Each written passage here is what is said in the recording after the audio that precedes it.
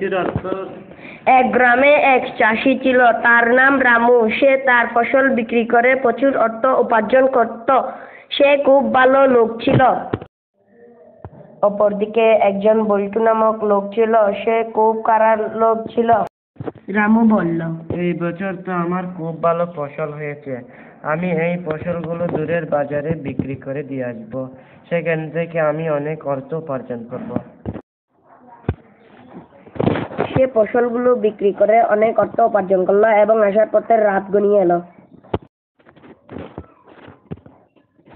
এমন সময় সে চোর তার সামনে এলো, তার হাতে একটা ছুরি।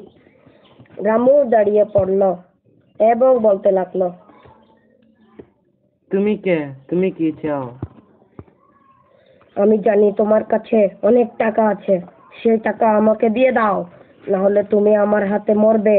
টাকার ব্যাগটা আমি তোমাকে দেব না। কেন? তোকে মারে ফেলবো।